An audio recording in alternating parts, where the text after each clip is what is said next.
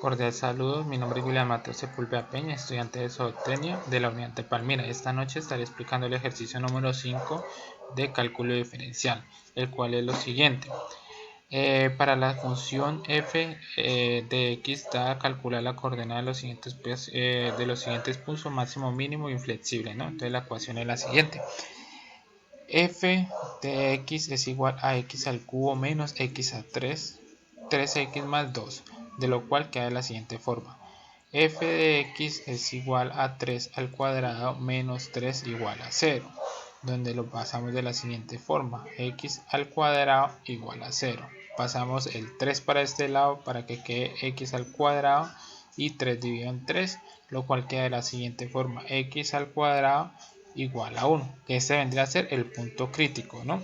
Entonces ahora analizaremos el comportamiento de la función en el siguiente intervalo, el cual es el intervalo menos infinito y coma menos 1 intervalo. Entonces este sería el intervalo. Entonces nos daría lo siguiente: f menos 2 igual a 3 menos 2 al cuadrado menos 3, lo cual nos quedaría f igual a menos 2, f menos 2 igual a 3, abro paréntesis, cierro paréntesis, 4, cierro paréntesis, menos 3, lo cual queda en f menos 2 igual a 12 menos 3, lo cual nos daría f menos 2 igual a 9. Y ese sería el crecimiento que tenemos, ¿no? Que sería f menos 2 crecimiento en serie. Entonces, lo otro evaluamos la primera derivada en el siguiente intervalo, que es menos 1,1 intervalo, ¿no? Entonces eso queda así: f, abro paréntesis, 0, cierro, igual a 3, abro paréntesis, 0, cierro paréntesis, al cuadrado menos 3, lo cual nos deja con f, abro paréntesis, 0, cierro paréntesis, igual a menos 3. Entonces da un decrecimiento.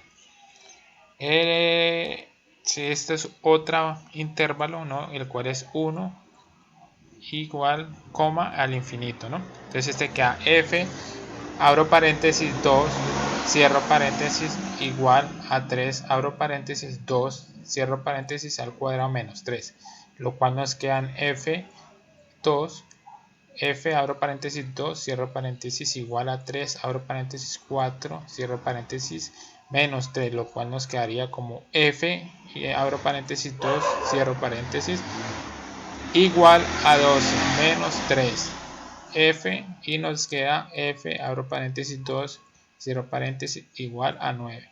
Y este nos presenta un crecimiento, ¿no? Hallamos los puntos de inflexibilidad de la derivada otra vez. Esta vez lo vamos a hallar con f de x igual a 6x igual a 0. Pasamos el 6 dejando la x aquí solo, entonces sería x igual a 0 dividido en 6, lo cual nos daría x al 0. El primer intervalo que tenemos es menos infinito, 0, el cual sería de la siguiente manera: f, abro paréntesis, menos 1, cierro paréntesis, igual a 6. Abro paréntesis, menos 1, cierro paréntesis, y nos queda de la siguiente manera: f menos 1 menos 6, 0, centrado conserva hacia abajo. El siguiente intervalo que manejamos es infinito, 0 intervalo. F, abro paréntesis, 1, cierro paréntesis, igual a 6, abro paréntesis, 1, cierro paréntesis. Esto nos queda 6, 0, conservación hacia arriba. Evaluamos el primer perímetro en menos 1,4, ¿no? Entonces esto queda de la siguiente manera: f, abro paréntesis, menos 1, cierro paréntesis, igual a 3, abro paréntesis, menos 1, cierro paréntesis, al cuadrado menos 3, donde queda f, abro paréntesis, menos 1, igual a 3, menos 3. Eso nos daría f, abro paréntesis, menos 1, cierro paréntesis, igual a 0.